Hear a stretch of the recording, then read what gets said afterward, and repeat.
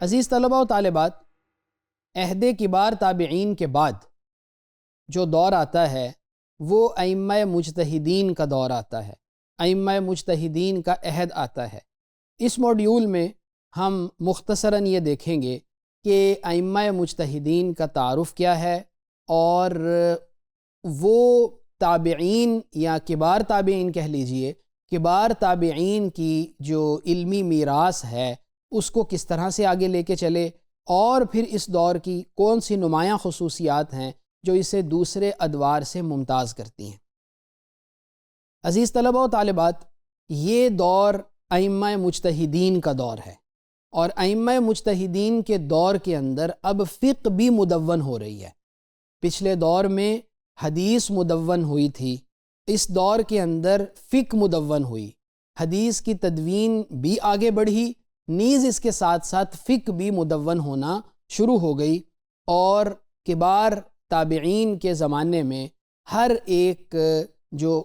تابعی تھا، جیسے سعید ابن مسیب ہیں، ابراہیم نخعی ہیں، دوسرے حضرات ہیں جو کبار تابعین میں سے تھے، ان کے جو فتاویٰ ہیں وہ فتاویٰ اب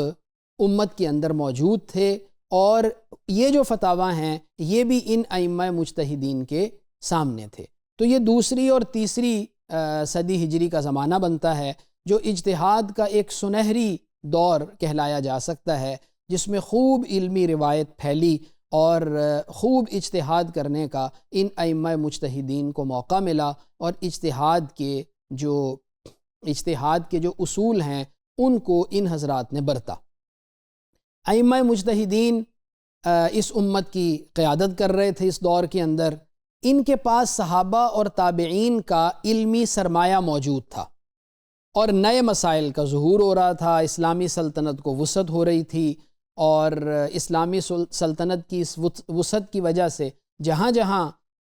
جو علاقے فتح ہو رہے تھے ان علاقوں کے جو مسائل ہیں ان کو حل کرنے کے لیے اجتہاد و قیاس کی ضرورت بھی تھی، اور اس اعتبار سے جب ایک علمی روایت بڑھتی ہے تو اس کے نتیجے میں پھر علمی مراکز جو ہیں وہ قائم ہوتے ہیں۔ لہٰذا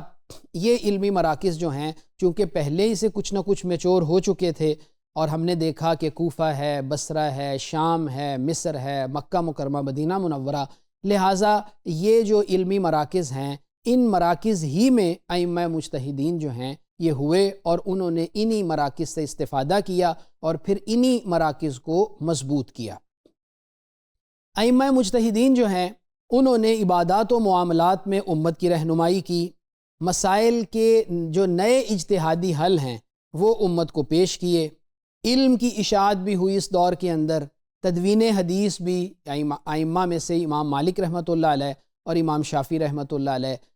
حدیث کے بڑے امام گزرے، امام ابو حنیفہ رحمۃ اللہ علیہ حدیث کے بڑے امام تھے، لیکن آپ کی فقہ جو ہے وہ زیادہ پھیلی، اور آپ سے نقل ہونے والی جو حدیث ہے وہ زیادہ نہیں پھیلی، جس کے مختلف اسباب تھے اور متنوع اسباب تھے جو آئندہ موڈیول میں آپ کے سامنے آ جائیں گے۔ علمی اسفار اور روایت کا جو پھیلاؤ ہے وہ اس دور کے اندر جاری رہا۔ حضرت امام ابو حنیفہ رحمۃ اللہ علیہ جن کا اصل نام نعمان ابن ثابت ہے، امام مالک ابن انس، امام محمد بن ادریس الشافعی اور امام احمد بن حنبل، یہ نمایاں ائمہ میں شامل ہیں جو اس دور میں ہوئے۔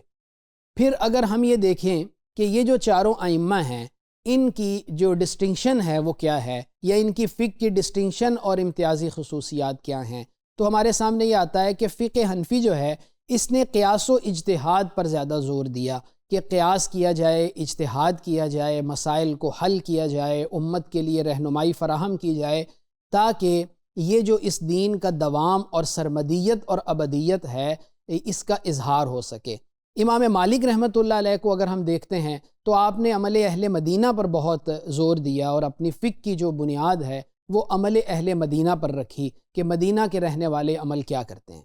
پھر امام شافعی رحمۃ اللہ علیہ جو ہیں انہوں نے اصول حدیث کی روشنی میں استدلال کیا اور بتایا کہ اصول حدیث کی روشنی میں اگر کوئی حدیث درجہ صحت کو پہنچتی ہے تو بغیر کسی قید کے اور بغیر کسی اضافی شرط کے اس کو قبول کر لیا جائے۔ اس طرح امام احمد بن حنبل رحمۃ اللہ علیہ جو ہیں انہوں نے نصوص کی پابندی کو لازمی قرار دیا۔ جو ائمہ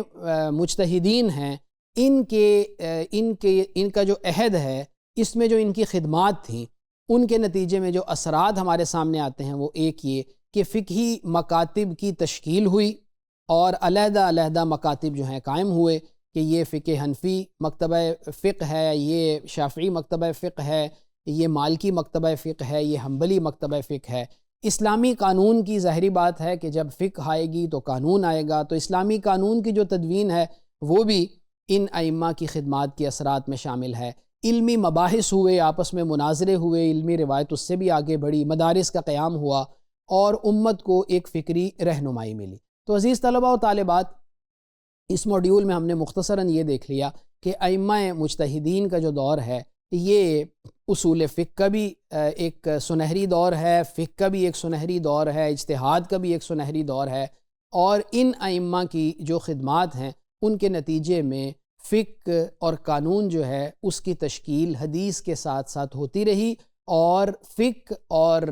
اسلامی قانون جو ہے وہ بھی حدیث کے ساتھ ساتھ مدون ہونا شروع ہوا۔